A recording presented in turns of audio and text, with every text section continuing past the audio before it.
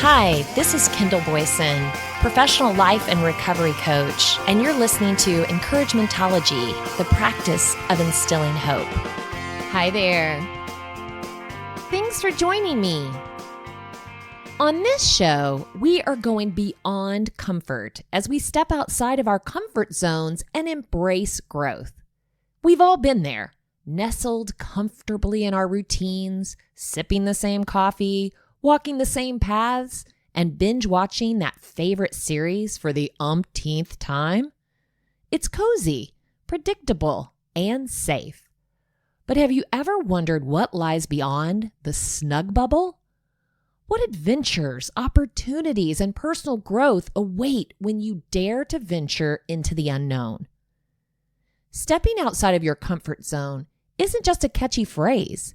It's a transformative journey that challenges your fears, bolsters your confidence, and shatters those pesky limiting beliefs. In this episode, we'll explore the exhilarating and sometimes nerve-wracking world beyond our comfort zones. From understanding the psychology behind our fears to uncovering the hidden costs of staying stagnant, we'll navigate this path together to discover how embracing discomfort can lead to unparalleled personal growth. Let's start at the beginning. What exactly is a comfort zone? Sounds cozy, right? Like fuzzy socks, predictable routines, and your favorite Netflix binge. But in psychological terms, your comfort zone is more than just what feels familiar. It's a behavioral space where your activities and decisions fit a routine and pattern that minimizes stress and risk. Inside it, you're cruising. Things feel manageable, safe, and under control. But spoiler alert, not much growth happens there. Now, stepping outside of that bubble, that's where things get interesting. Psychologists have mapped this out into zones. Beyond the comfort zone lies the learning zone, where you face new challenges, gain skills, and build resilience. Keep going, and you hit the growth zone. This is where purpose, confidence, and real transformation happen. It's that place where you say yes to things that scare you a little bit, but excite you a lot. The catch? It's also where the uncertainty lives, the fear, the doubt, the tiny inner voice that says, yeah, but what if I fail? And hey, that voice has a point. There is risk involved. But there's also risk in staying stuck. The longer we stay in our bubble, the more we reinforce limiting beliefs like, I'm not good at that, or that's just not who I am. These beliefs become like padded walls, keeping us safe, but also keeping us small. And here's the wild part. You might not even realize you're stuck. You might just feel low-grade frustration, boredom, or restlessness, like something's missing, but you can't quite name it. That's often your potential, knocking on the door, wondering when you're going to invite it in. So before we dig into the how, let's just pause and sit with the why. Why do we build such cozy comfort zones to begin with? Why do we hesitate to take the leap, even when we know there's something better on the other side? It's time to make this personal, to help you pinpoint where you stand in your own comfort zone. Now that we've unpacked what the comfort zone is and why it's so, comfortable, let's turn the focus inward. You don't need a notebook or a fancy worksheet, just a few quiet moments and an open mind. We're going to take a quick self-check to see how often you hang out in your comfort zone, and more importantly, why you stay there.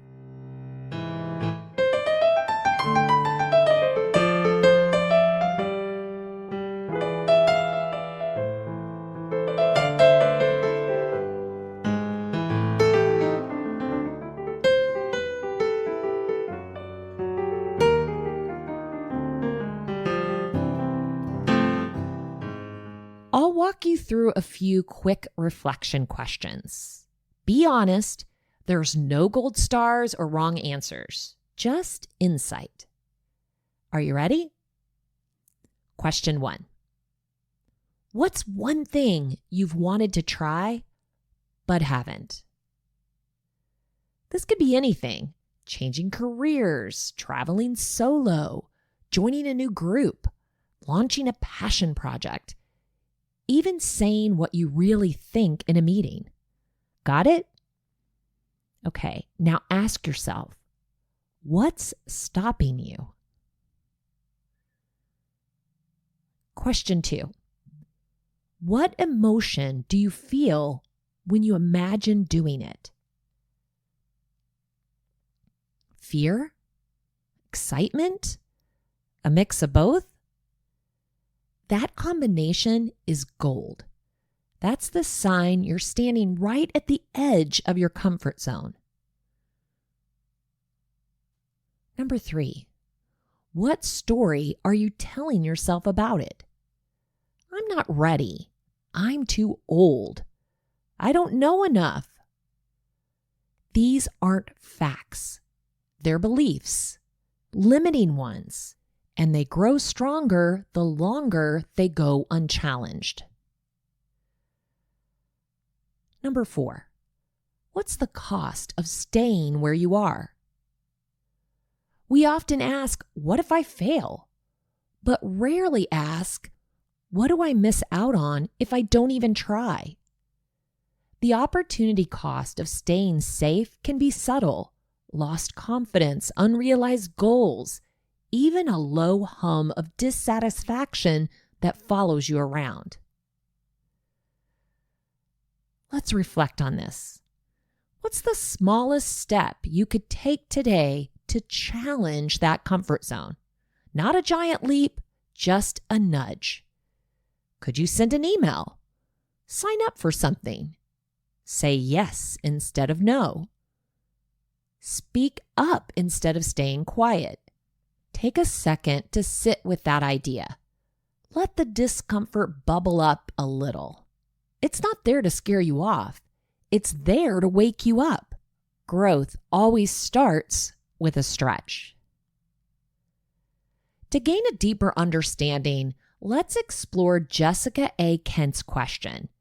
Is it time to leave your comfort zone? How leaving can spark growth. She delves into the benefits of stepping out of your comfort zone, like expanding your awareness, building resilience, and gaining self-agency. You hear it all the time. Step out of your comfort zone. Life begins at the end of your comfort zone. Nothing grows in your comfort zone. But is that true? Can getting uncomfortable and enduring the stress that comes with it really help you grow as a person, move towards achieving your goals, and push you forward to the next stage of your life?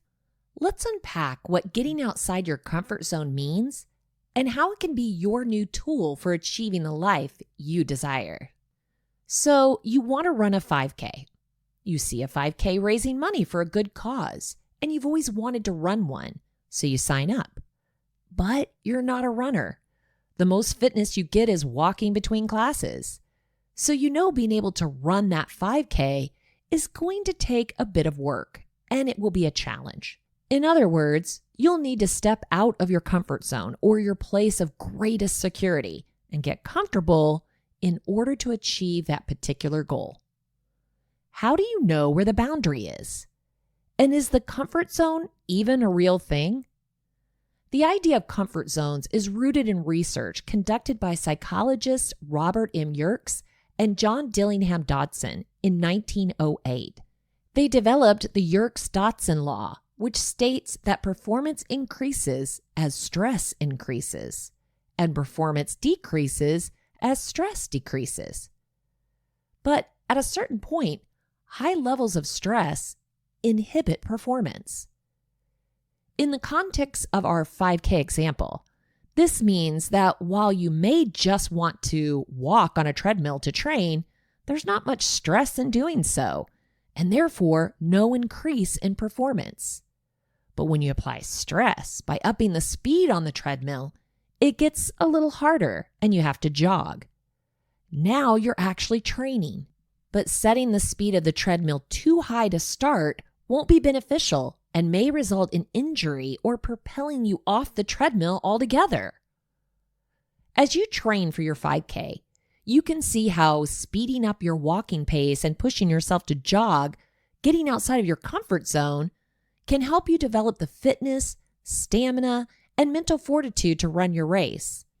But there are a number of benefits to moving outside of your comfort zone and challenging yourself to grow beyond just crossing the finish line.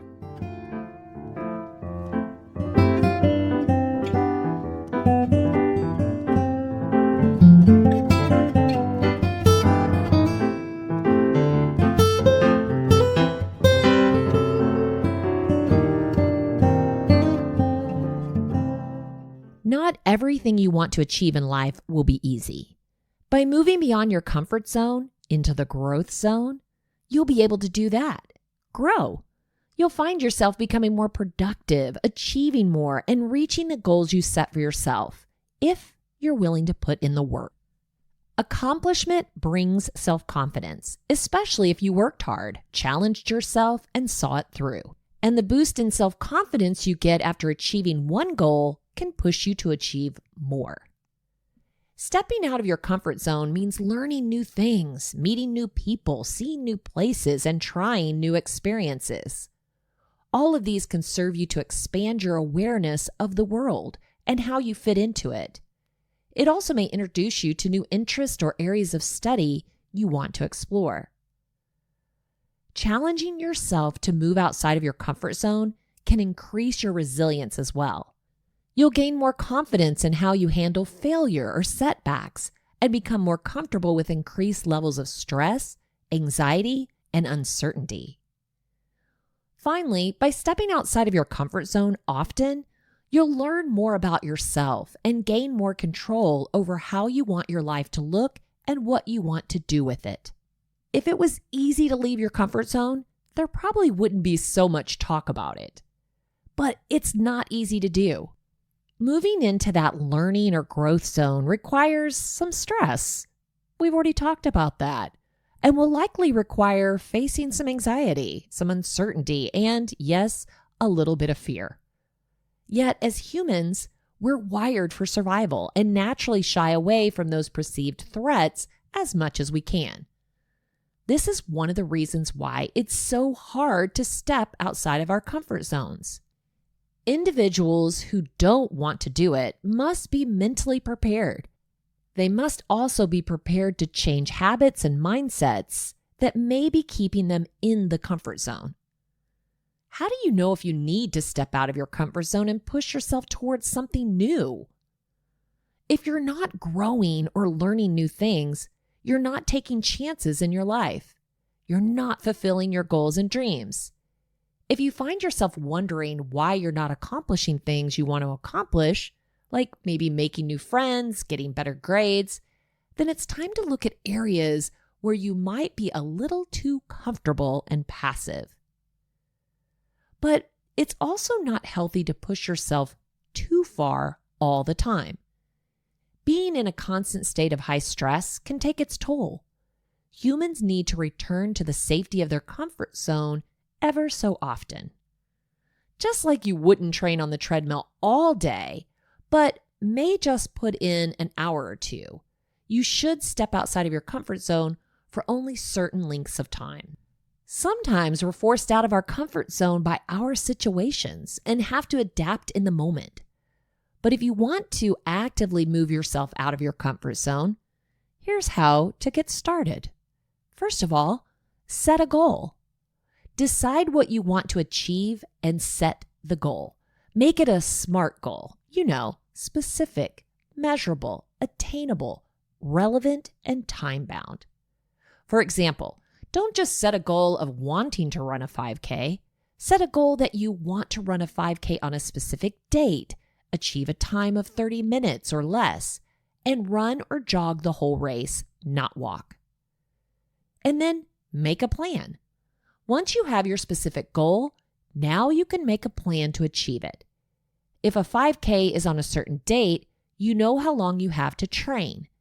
If you want to be able to run or jog the whole way, you need to increase your ability and stamina to get to that point before the race.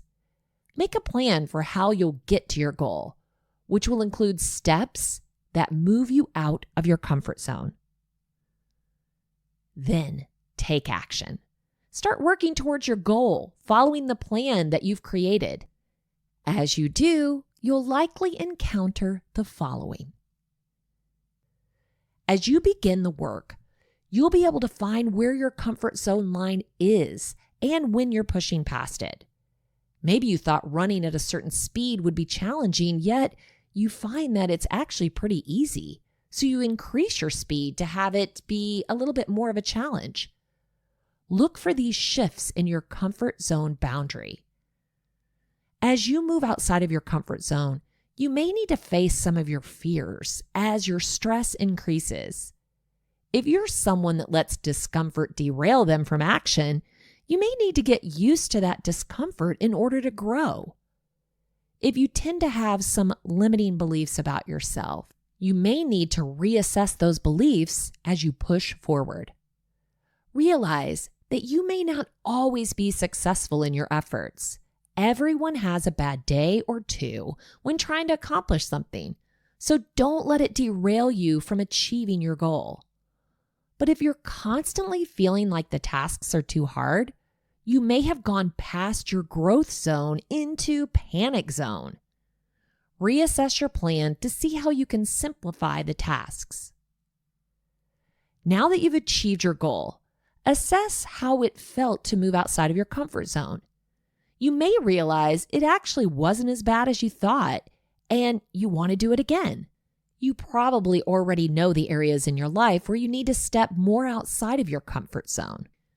But here are some suggestions on activities you can tackle to help you grow. Take a class, like one in a subject area you know nothing about, but you've always wanted to learn. Try taking a summer class at Harvard Summer School. Go to a social event and meet new people, especially if doing so is challenging to you. Travel somewhere you've never been before, even if it's just across town. Have a difficult conversation you might be putting off. Learn a new hobby or skill. Volunteer with an organization in a role that takes you outside of your comfort zone.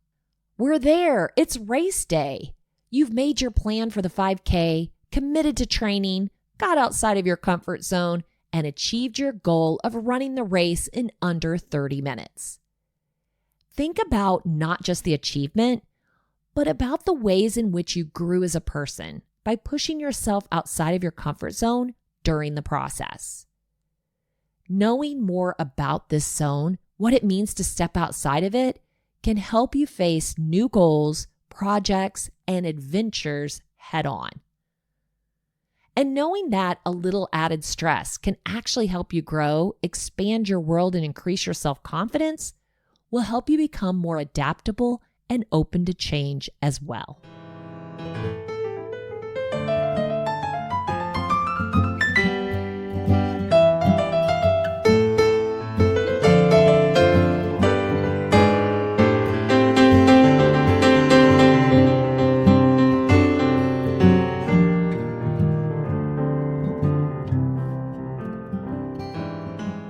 Okay, so we've identified the comfort zone.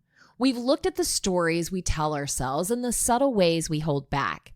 Now it's time to do something with all that insight, because awareness without action just keeps us spinning in the same old circle. The key here isn't to burn your comfort zone to the ground in one dramatic leap. It's to stretch it slowly and consistently until the unfamiliar becomes second nature. Let's talk strategy. Because if we're going to nudge our way into growth, we need a plan. Here's a few practical steps to help you move forward without overwhelming yourself. Number 1, start small, like really small. Big goals are great, but small wins build momentum. So instead of, I'm going to quit my job and move across the country, maybe it's, I'm going to reach out to someone in a field I'm curious about. Instead of, I'm going to run a marathon, it's, I'm going to walk around the block twice this week.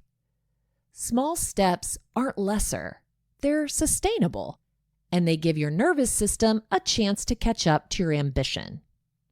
Number 2, do one thing that scares you, but not too much. Think of it like exposure therapy for courage. Choose something that feels a little scary, but not paralyzing. The goal is to build emotional tolerance for discomfort. If public speaking terrifies you, maybe you don't want to start with a TED Talk. Maybe start by sharing an idea in a team meeting, just enough to feel the nerves and do it anyway. Number 3, reframe failure as feedback. One of the biggest blockers to action is the fear of getting it wrong. But let's be honest, you probably will, and that's okay. Messy first tries are proof that you're showing up. Instead of fearing failure, ask, what did I learn? What would I do differently next time? That mind shift turns failure into fuel. Number 4, celebrate your brave moments. You don't have to wait until you've climbed the whole mountain to throw yourself a party. Celebrate every tiny moment where you choose courage over comfort. When you spoke up, said yes, said no, or simply showed up. These small victories reinforce your new behavior and train your brain to crave progress. And number 5, surround yourself with expanders. Ever notice how spending time with bold, curious, courageous people make you feel a little braver too? Find those people. Whether it's a coach, a community, a podcast, wink, wink, or just a friend who cheers you on, surround yourself with people who remind you what's possible. Your comfort zone may shrink in isolation, but it stretches in good company. You don't need to become someone else to grow. You just need to become a fuller version of who you already are. Growth isn't about tossing out everything safe and familiar. It's about trusting that you can handle discomfort and still be okay. So what's your next move? Let's think about it. Why do we believe ourselves when we think we can't do something? Who told us that? Who put that idea in our minds? And why don't we want to challenge it? What happens if we do challenge it? Michael Hyatt asks and answers, are your beliefs keeping you stuck? Found on Full Focus. Michael said, several years ago, we had an English setter named Nelson. He was gentle and patient. He let our grandchildren pull his tail and climb all over him. He only had one real fault. Whenever the door would open, he would bolt like a convict, drunk with his newfound freedom. It would often take 20 minutes or more to retrieve him. On more than one occasion, he narrowly escaped being hit by an oncoming car. Unfortunately, we didn't have a fenced-in yard. There was no real way to restrain him, at least in the conventional sense. Just as we were about to decide to find him a new home, we discovered the invisible fence. This was the breakthrough we needed. Our local invisible fence dealer installed an underground wire that ran the perimeter of our yard. He then put a computerized collar on Nelson. It delivered a warning tone and, if needed, a very gentle but effective static correction whenever the dog approached the barrier. With the dealer's guidance, we used positive reinforcement to train Nelson. He quickly learned where the boundary was and avoided it. He no longer ran when we opened the door. In fact, we could let him out in the yard without any fear he would run away. Several months later, we discovered we no longer needed to put the collar on Nelson. Even if we stood on the other side of the barrier and called, he wouldn't come. If the kids tried to entice him with a treat, he wouldn't budge. The barrier had moved from the external world of an electric device to the internal world of Nelson's head. As I was thinking about this, I wondered, how many of my own beliefs are like this? In other words, they only exist in my mind, but I treat them as though they were out there, part of the real world. I immediately thought of 3 kinds of limiting beliefs. Beliefs about myself. I've often been stuck in my life, not because I didn't have the money, time, or contacts to make progress, but because of some deep-seated assumption. For example, early in my career, I thought I was too young to succeed. I sabotaged myself in subtle ways. Now I routinely meet people who think they're too old to succeed. But what is the truth? The truth is that age has very little to do with our success. It's often a story we use, whether we're young or old, to stay stuck. Here are some examples of limiting beliefs we might have had about ourselves. I'm just not technologically inclined. I can't help it. I'm just big-boned. I've never been very good with money. I guess I'm just not that creative. I'm a quitter. I never finish what I start. Beliefs about others. It's not just the beliefs we have about ourselves that keep us stuck. Sometimes it's beliefs that we have about others. I once worked for a man whom I thought was arrogant. Though he was brilliant, he kept his office door shut most of the time. When we did venture out, he barely spoke to anyone. If he passed you in the hallway, he would just look away. As I got to know him, I discovered that he wasn't arrogant at all. He just suffered from low self-esteem, and as a result, he was extremely shy. As I got to know him, he warmed up and became a mentor. The truth about him was exactly the opposite of what I was initially thinking. My limiting belief almost cost me an important relationship. So here are examples of limiting beliefs we may have about others. There's no use asking. He's too busy to meet with me. He's just a bean counter. What does he know? Someone like her would never go out with a guy like me. She's too introverted to be a good leader. He hasn't responded. I guess he's upset with me. And then there's beliefs about the world. Sometimes the beliefs that keep us stuck are global. I saw this recently when I was talking to one of my friends in the book publishing industry. I asked him how it was going. It's tough, he admitted. With the economic turn down, stores are continuing to close and book sales are down. I don't doubt things are tough for him, but I do question whether the economy is as bad as he thinks. He may be suffering from selection bias. Because I speak for organizations in a variety of industries, I see different perspectives on the economy. For some, the economy is booming. For others, we're still in the Great Recession. Here are examples of limiting beliefs we might have about the world. You know how women are. They're so emotional. Everyone knows politicians will say anything to get elected. I don't trust management. They're always trying to screw us. Rich people don't care about anyone but themselves. You can't be successful without compromising your integrity.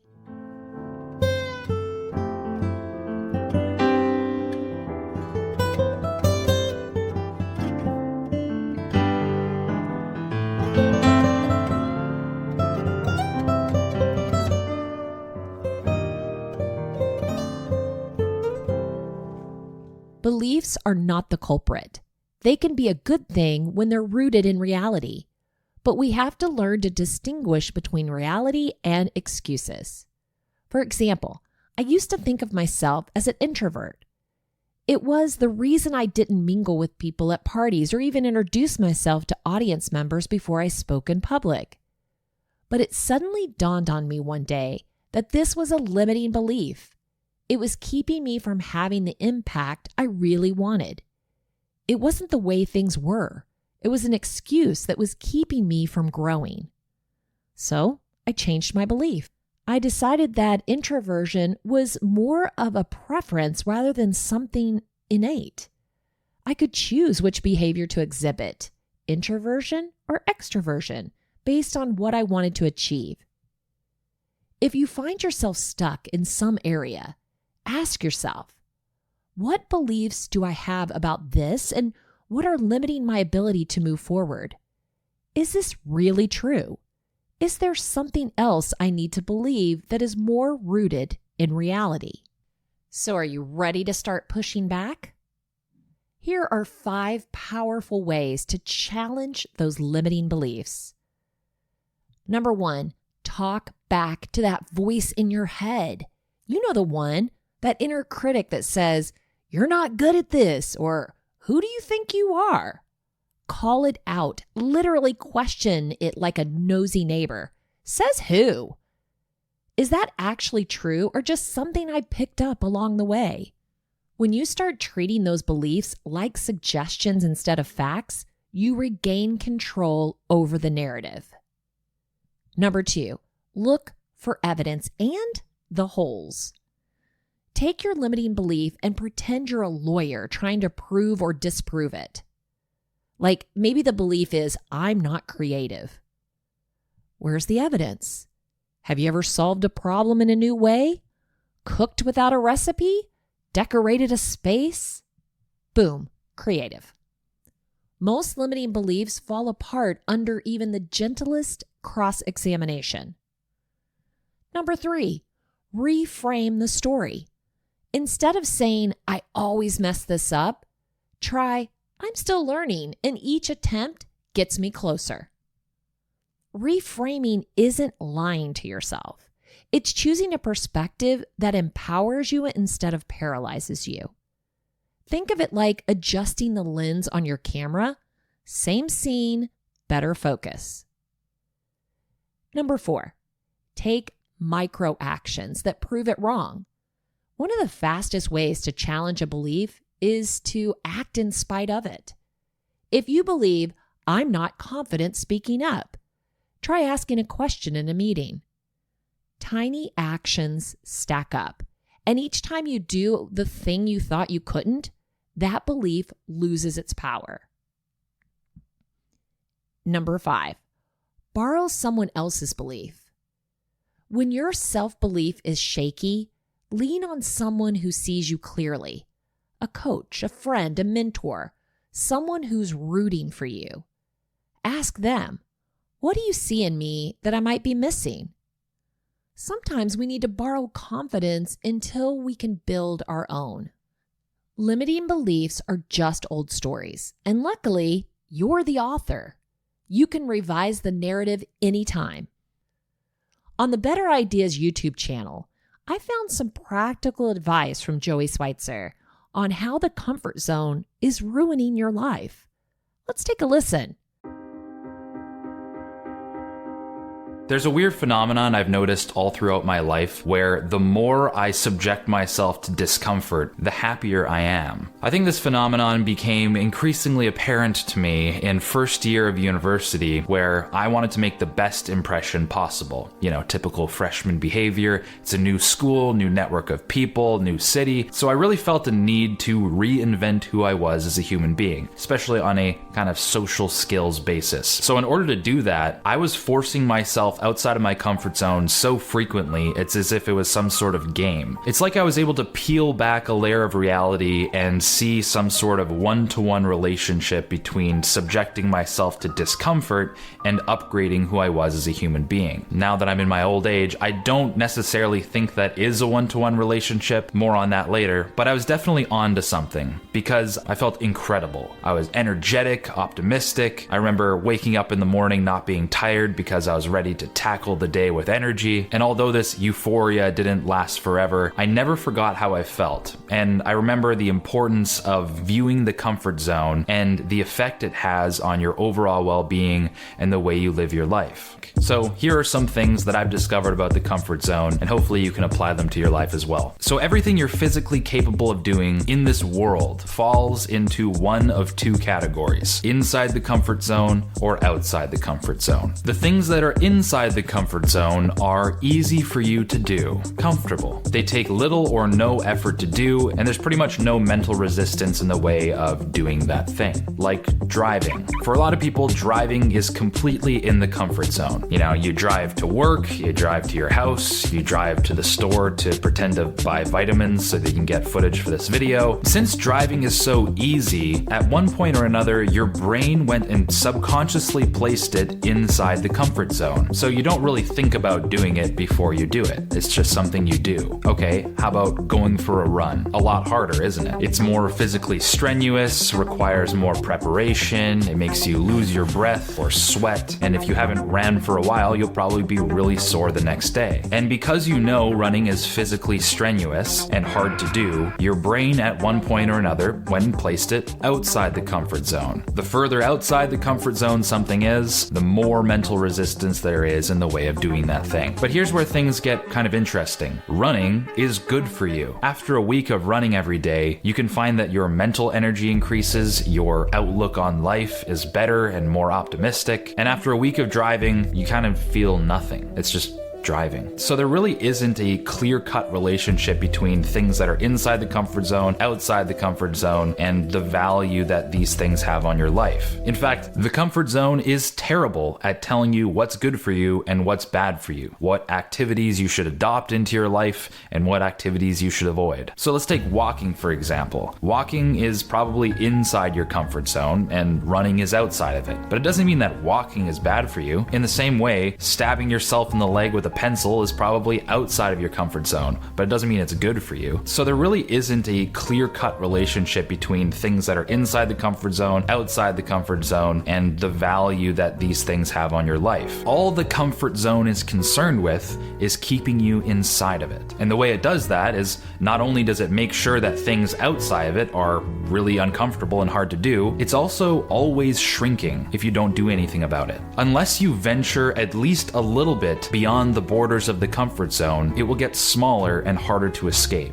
And this is something that most people have experienced in their lives, whether they are aware of it or not. In my own life, this happens all the time. Like when Halo 5 came out a few years ago, I spent so much time just playing it for hours and hours every day, eating Doritos Sweet Chili Heat and drinking Mountain Dew like a real gamer. And after days of doing this, binging a video game, and not doing anything outside of my comfort zone, things that were previously just on the edge of my comfort zone, like going to the gym, the comfort zone shrank to a point where going to the gym was now extremely difficult and very hard to bring myself to do. You may have also experienced this type of thing where maybe you're on vacation and it's sort of one of those sit around and don't really do much vacations. You're kind of on your phone a lot, on a couch, maybe the weather's really nice, and you start to become soft. You know, you don't really want to do many interesting things or very hard things or anything that will take much effort. You kind of just become a blob and you feel pathetic. Okay, so what have we learned? We've learned that in order to keep the comfort zone from shrinking, we have to do things that are outside of the comfort zone to keep the comfort zone large. But we also learned that the comfort zone in general is a pretty terrible guide for telling us what to do with our life, what activities are useful to us and what activities don't really do anything. So basically, we need a solution to this problem. We need a more reliable guide for making decisions. And I think you can't go wrong with making values-based decisions. Your values. Figure out what kind of person you want to be, what kind of traits you want to adopt, what kind of skills you want to learn, and make your decisions based off of that. And using the knowledge of the comfort zone, be aware that any potential discomfort in the way of doing the thing that you want to do isn't a real obstacle. It's all just in your head. If you live life this way, the comfort zone can also work in your favor, because as you start living this new lifestyle that may have at first been unnatural to you, the longer you live that way, the comfort zone is expanding to meet you. So living the way you want to live will become increasingly natural and, dare I say, comfortable. So to bring this whole thing back to my freshman year, it's becoming clear to me that the reason I felt so good wasn't necessarily because I was just uncomfortable all the time. The reason I felt so good was because I was living the life that I wanted to live, and I disregarded discomfort altogether. And when you no longer let discomfort have a say in how you make any of your decisions, the potential for what you can do with your life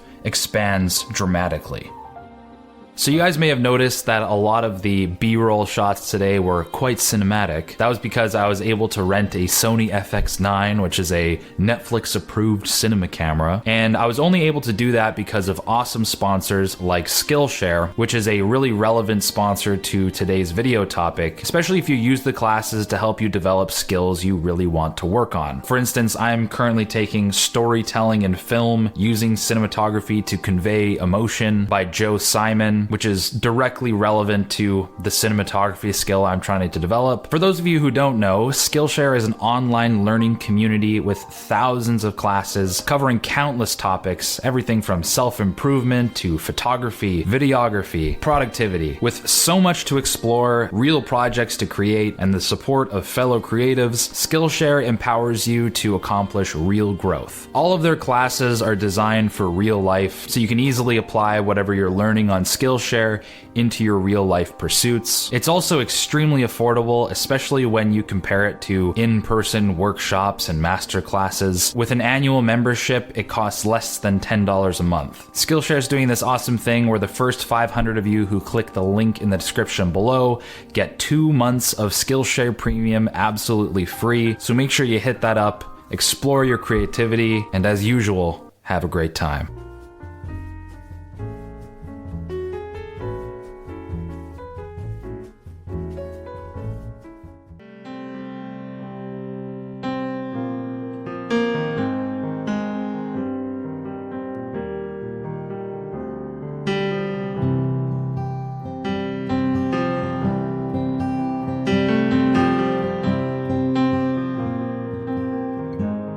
If you want to share encouragementology with a friend who needs to know they're not alone in this journey of self-discovery, you can visit encouragementology.com or anywhere you stream your content to receive this episode and all others. Follow us on Facebook and Instagram for additional encouragement throughout the week. So I challenge you. Identify one area in your life where fear or complacency has kept you confined. Take a deliberate step this week to push beyond that boundary, no matter how small, and embrace the growth that awaits on the other side. Remember, life begins at the end of your comfort zone. I know you can do it. Thank you for listening to Encouragementology with Kendall Boyson, where we find positive ways to handle some of life's challenges. I stumbled through until the path was clear. That's when I found you and how I wound up here.